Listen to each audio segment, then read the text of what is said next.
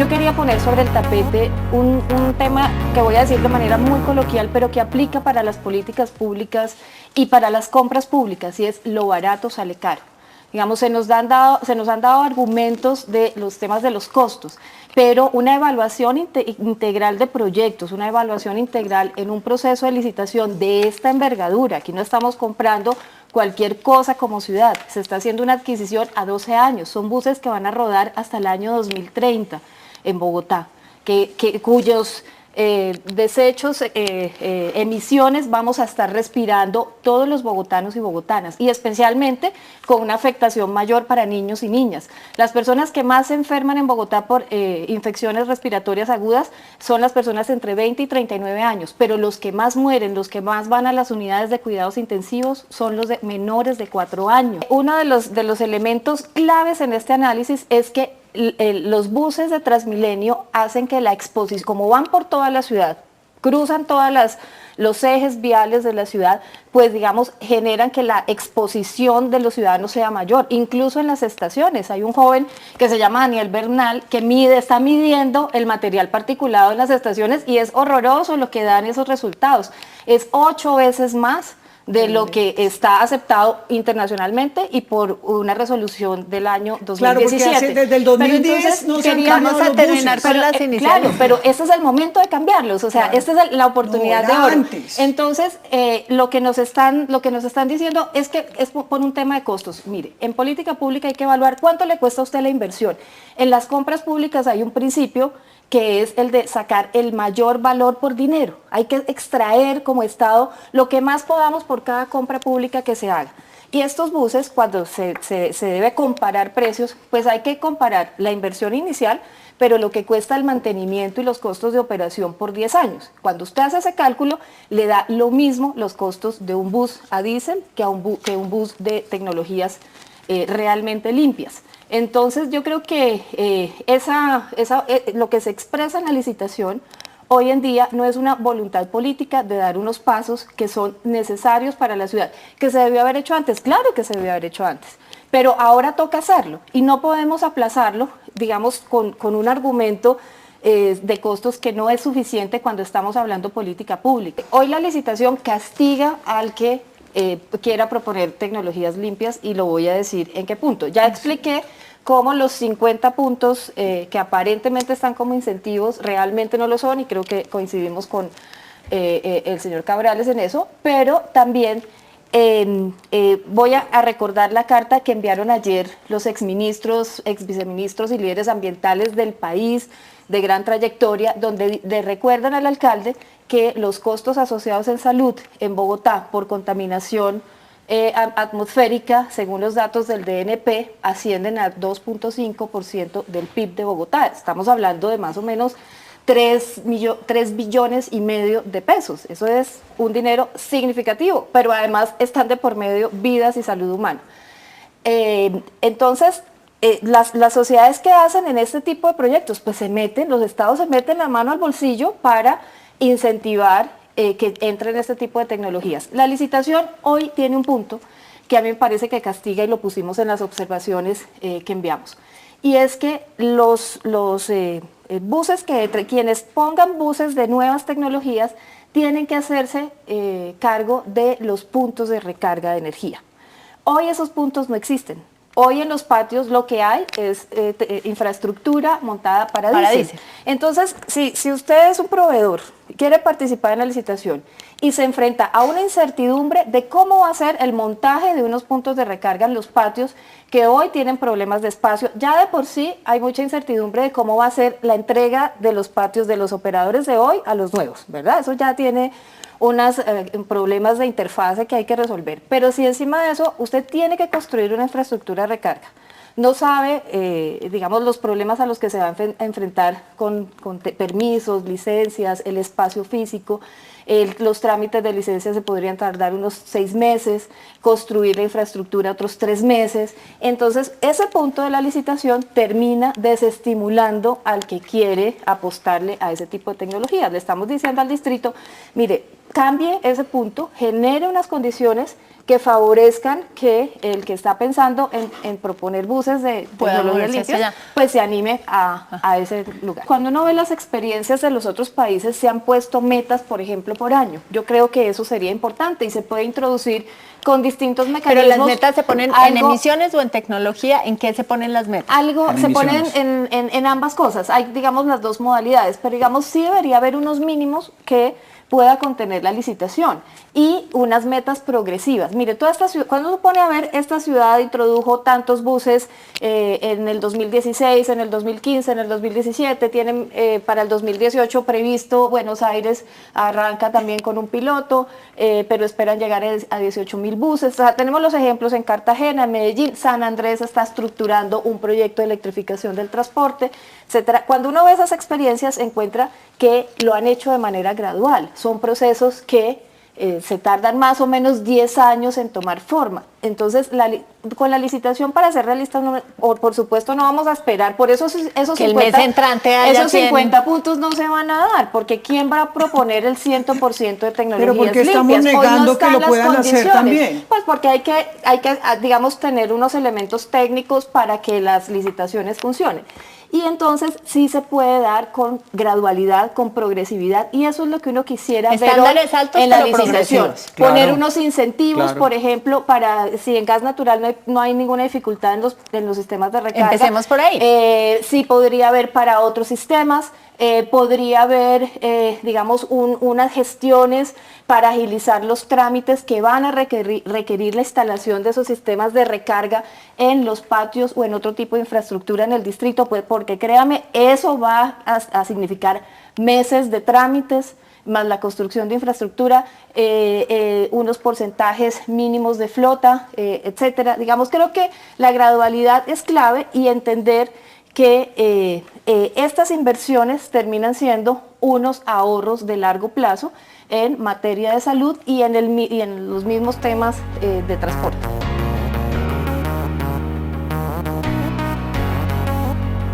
Esta escena que vemos acá, hoy en el barrio La Soledad, hasta la carrera 25, entrando por la calle 45, se repite en toda la ciudad. Tenemos todavía un problema que lleva más de mes y medio. No tenemos hoy un modelo de gestión de residuos sólidos. Tenemos una recolección de aseo que está incluso con bastantes problemas para cumplir su objetivo. Hay residuos con seguridad que si uno revisara este material que hay acá, que uno hiciera arqueología de la basura, la mayoría de los elementos que están aquí podrían representar dinero. O sea, estamos botando plata a la basura. Debe haber unos pactos con los recicladores, debe haber una inclusión real, una economía circular. La personera de Bogotá en el debate que hubo en el Consejo dijo que hay más de 350 puntos críticos en la ciudad.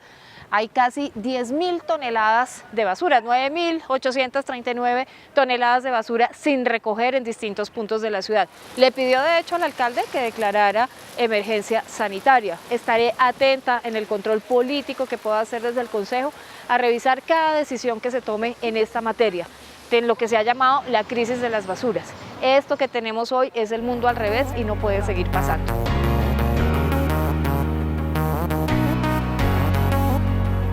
Con esta licitación el diésel sigue siendo el rey en los buses de Transmilenio, desafortunadamente, porque el distrito tenía una oportunidad de oro de hacer un salto tecnológico importante, de que pasáramos, por ejemplo, a tener un porcentaje de buses eléctricos en la ciudad y se desperdició.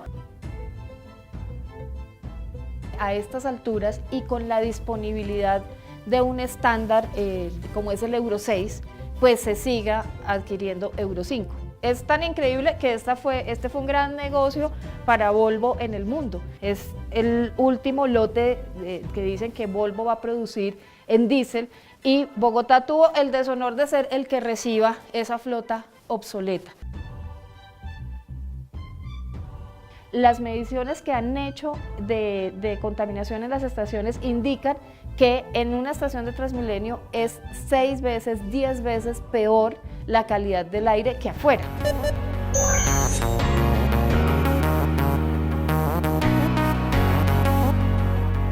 Bueno, yo creo que Bogotá tiene que dar unos pasos urgentes en este tema de la calidad del aire. Hoy en día ¿Cómo mide Bogotá este asunto? Lo mide con unas estaciones fijas que tiene en distintos puntos de la ciudad, pero por ejemplo está dejando de medir las emisiones móviles como las de Transmilenio. Sí. Entonces, y además, sin contar con que algunas de estas estaciones fijas aparecen muchos días como sin reporte de datos. Yo entro con frecuencia a mi oficina, estamos, digamos, como muy en este tema, y entramos a revisar y dice, tal estación no está reportando datos, esta otra estación al otro día tampoco, y así sucesivamente. Pero nos preocupa mucho que no hay un sistema de controles por parte de Transmilenio para el control de emisiones de la flota, y lo hemos propuesto en esta licitación que está en curso, sí, que entre varios cambios que insistimos en que se hicieran estaba que la flota, porque nada se saca con que llegue, por ejemplo, una parte de la flota Euro 6, si dentro de 5 años no van a tener el mantenimiento adecuado y el desgaste del motor implicará a que ni siquiera cumpliera el estándar Euro 1. Lo primero que debería existir hoy en día es un sistema para controlar emisiones. Bus de Transmilenio que esté por encima de las emisiones permitidas, de unos límites permitidos, se va para el taller a que le hagan las reparaciones y pueda rodar cuando tenga resuelto ese problema. Sí. Como decía Manuel hace un rato, lo grave de las emisiones móviles generadas por Transmilenio es que generan una exposición muy cercana al usuario. La gente prácticamente todos los días está expuesta a los niveles de contaminación que hay en las estaciones y en las cabinas de los buses, pero adicionalmente pasan por allí ciclistas, peatones, conductores de otros vehículos junto a las troncales. Entonces estamos hablando, son 2,5 millones de usuarios más un montón de ciudadanos que no son usuarios, sí, pero están al lado. Esa es la gravedad del nivel de emisiones de los buses de Transmilenio. Los buses, de las fuentes vehiculares. Y hay que, claro que sí, hay que tener una serie de medidas integrales, pero yo creo que hay un tema que es clave en el transporte público y debería ser una propuesta, una apuesta de todos los bogotanos y bogotanas. Esta ciudad tiene que llegar a las 0 emisiones en transporte público en el año 2030. Pues mire, yo creo que hubo un punto de partida negativo en la licitación, sí, y es decir, que Euro 5 era una ganancia. Eso sí, nos lo intentaron vender por todos los medios y no es así. Hoy en día el 20% de la flota que está en el sistema troncal ya es Euro 5. Pero además, si cualquier bus, sea del estándar que sea, si no tiene el mantenimiento adecuado, pues seguramente si entra a un taller y le hacen la prueba, no da ni para Euro 1. Entonces, sí, digamos, sí, sí, eso es un tema clave que la ciudad ha descuidado. El segundo, es un tema de control, lo que decía el ministro. Entonces, es un tema de control, él tiene toda la razón. Por otra parte, en el SITP el 45% ya es Euro 5, o sea, la mitad del SITP ya es Euro 5. Sí. Pero si uno suma la fase 3, contando troncal y SITP, digamos, la gran mayoría, yo diría que está cerca del 70, 80 o probablemente 90%, entre ambos componentes ya son Euro 5.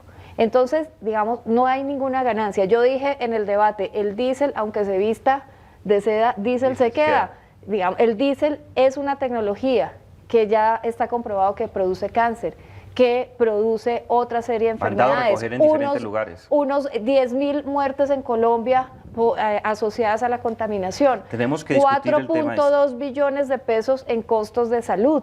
Yo creo que es suficiente evidencia para que esta ciudad se plantee una meta más allá del diésel. Entonces, esta idea que nos querían vender de que el Euro 5 ya era un salto, no es verdad. No es un salto cualitativo tener lo que ya tenemos. Las mediciones que hace Daniel Bernal, un joven que aplica la ciencia ciudadana, sí, en las estaciones, indican en estaciones donde circulan Euro 5 que el material PM2.5, ese material particulado, digamos que ya son partículas finas, en las estaciones donde circula Euro 5 es 8 o 10 veces más alto de lo que admite la Organización Mundial de la Salud. Este debate nos ha llevado a entender bastante bien esta problemática, apoyándonos en expertos, digamos, sí, en la materia. Entonces, por ejemplo, ¿qué entendimos? Y aquí viene el otro subdebate, que es el del polvo, con sí, las declaraciones que dio el alcalde.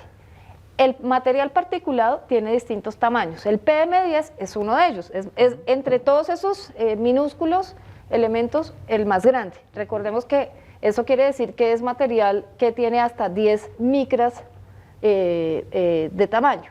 Una micra es una millonésima de metro. O sea, es un tamaño bastante pequeño, bastante minúsculo. Ese PM10, por supuesto, hace cierto daño, pero el cuerpo tiene mecanismos para expulsarlo, a través de la tos, por ejemplo, de los estornudos. Ahí entran partículas como el polvo. Y ese PM10 tiene un alcance en la distancia, digamos, se mueve hasta cierto punto. Luego vienen partículas como PM2.5.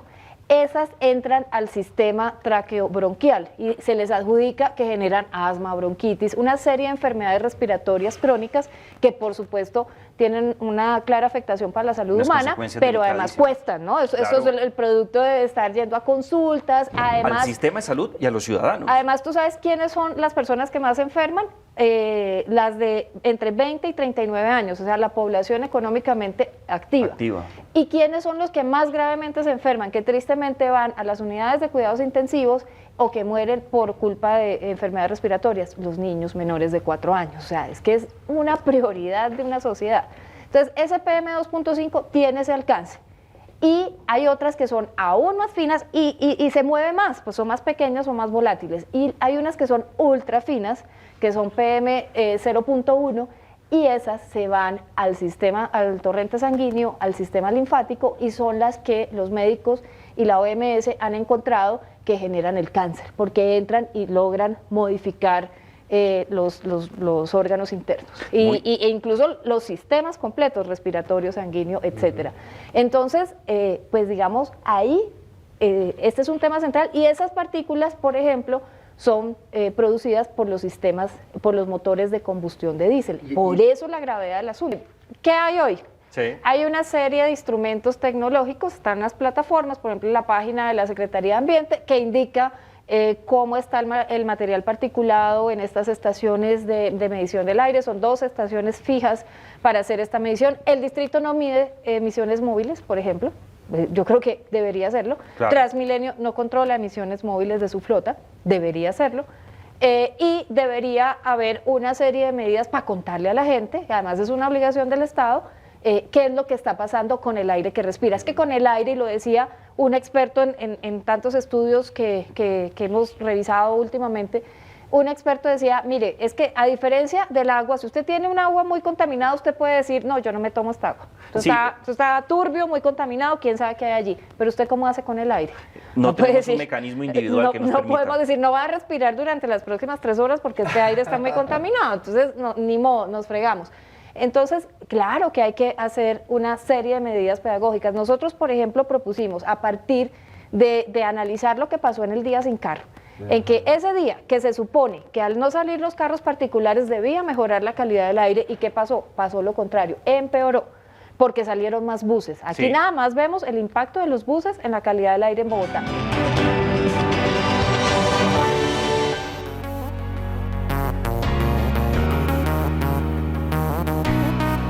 Porque la administración lo primero que hizo cuando sacó estos prepliegos fue decir que los buses estarían rodando en 2021 y 2022. Lo publicaron varios medios. Yo incluso hice algunas correcciones amables a esos medios porque no era posible. Y fíjense que los tiempos que la misma administración plantea son muy difíciles de cumplir. El proceso de la licitación realmente está planteado en 2 meses. Pensar que se den los 2 meses en una obra de esta magnitud es difícil. Y quienes se oponen le van a estar jugando al reloj, ¿cierto? En gracia de discusión, pero póngale cuidado, en gracia de discusión, que la obra esté adjudicada el 19 de febrero, como plantea la administración. Todos los tramos del proyecto, habría que decir que la administración los dividió en 8. Entonces van a ser 8 contratos, uno por cada tramo. Cada uno de estos tramos va a tener 6 meses de preconstrucción. Entonces estamos hablando ya del mes de agosto. Y eso sin contar, porque ahí no lo ponen en los tiempos, que un contrato se perfecciona. Hay que sacarle pólizas, hay que firmarlo, lo revisa un jurídico, lo revisa otro. La administración parte del hecho de que se adjudica y mañana está firmado. ¿A que este cronograma es muy optimista o a que no va a alcanzar a licitarse antes de que Peñalosa se vaya? Es que usted lo planteó en 2024, pero la administración le está diciendo a la gente en los medios que en el 2022 rodarán buses por la troncal. y eso no es verdad. Hay 4 tramos, o sea, la mitad del proyecto que estarían terminando a final del 2023 o comenzando el 2024. Usted puede habilitar unas partes si hay un trámite que le falta, pero no si la mitad de los tramos están con este cronograma que se va a ir a 2024. Más o menos un mes, pero hay varias inconsistencias. Daniel, yo quería plantearla de espacio público porque lo hemos revisado bien. Y los amigos del proyecto siguen insistiendo en los 400.000 metros cuadrados de espacio público. Mire, nos hemos metido a revisar esto va a ser además un trabajo de meses porque es mucha información la que ya está en el repositorio. Pero donde hasta están diciembre, los ¿no? datos. Sí, ahí tenemos para pasar las novenas y demás. Y entonces, ¿qué hemos encontrado? Mire, siguen vendiendo la idea de que son 400.000 metros cuadrados de espacio público. Pero los estudios previos que están colgados en el SECOP, no es un invento ni de Mundo, ni mío, ni de nadie, están colgados en el SECOP, tienen un detalle de cuánto espacio público van por tramo. En ese detalle no separan la ciclorruta o los parques, etc. De hecho, la ciclorruta es además técnicamente considerada una calzada, pero no lo separan. Dice, este tramo va a tener esta área de espacio público, de así del 1 al 8, y eso da en total 123.000 metros cuadrados. Entonces, digamos, si siguen insistiendo, acabo de redondeo el espacio público, si siguen insistiendo en que son 400.000 metros cuadrados, hay una inconsistencia en todo caso, porque los estudios previos son parte integral del contrato. Entonces, no es un documentico por allí, son parte integral de la licitación y cuando ya haya contrato es parte integral del contrato. Segundo, sobre espacio público y cierro rápidamente. Los APUs, los análisis de precios unitarios, tienen unos elementos, son digamos unos 15 elementos, ahí viene lo de tierras, el mobiliario, todos los elementos que usted va a contratar y le está diciendo cuánto vale, cuánto va a pagar por cada unidad de medida. En la parte de arquitectura y urbanismo, donde además está incluido el tema de las estaciones, ahí tiene unos ítems que claramente corresponden a las estaciones, usted suma todos los tramos y le da 123.000 millones de pesos. Eso es lo que en los APUs que están publicados en SECOP van a pagar por espacio público. Con 123.000 millones de pesos usted hace 400.000 metros cuadrados de espacio público, según mis cuentas no. Hay varias soluciones que podría haber tenido la séptima. Los deprimidos se hubieran podido hacer, por supuesto. Se hubiera podido seguir reforzando el carril preferencial. Los carriles preferenciales han tenido 0 inversión en esta administración para mantenimiento físico. Los carriles preferenciales son el carril que está pegado a la el que está a la derecha, pero la administración los está dejando morir. ¿Para qué? En parte para justificar la necesidad de la troncal de la séptima. Se preocupan mucho por la gente del norte. ¿Cuántas rutas les han mejorado? ¿Cuánta reingeniería han hecho? Hay 48 rutas del SITP, 48 del provisional y 4 duales y no ha habido mejoría en las rutas. De hecho, pero yo quisiera hablar de las condiciones porque Jeffer dijo que van a quedar unas condiciones de operación magníficas para la gente. Es mentira. Casi que todos los errores que se pueden cometer en una troncal los están cometiendo en esta y le van a entregar a la gente un ejemplo y hablamos sobre ejemplo ya que tenemos todos estos rentas. Yo aquí tengo 72, 85, ¿cuál quiere? Mire, los tramos el tramo de la 32 a la 100, que operacionalmente, digamos, va a ser el más exigente. En la Caracas, en esa distancia, hay 3 estaciones. ¿Cuántas van a ser en la séptima? 8. Ustedes mismos lo decían, es un recorrido de 20 kilómetros con 20 estaciones, Daniel, y con un patio taller. Con 21 estaciones y un patio taller. Eso lo que significa es que va a haber mucha más distancia entre las estaciones.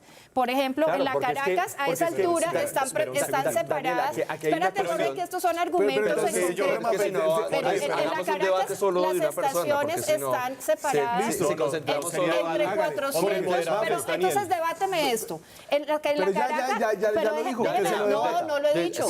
Mire, en la Caracas están separadas entre 400 y 500 metros. En la séptima van a estar en 900 metros. ¿Cómo superan ustedes esas condiciones? Pero yo quiero decir algo, mire, la principal responsabilidad que hay en este tipo de proyectos es utilizar de la mejor manera posible los recursos.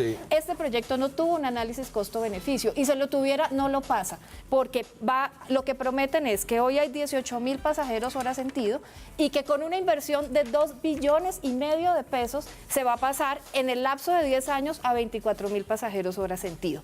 Esto no se conduele de los costos. Se hubiera podido mejorar la séptima con menores inversiones, y los diseños de intersecciones, va a ser la troncal con más intersecciones del sistema y 30 de ellas con un solo sentido por carril.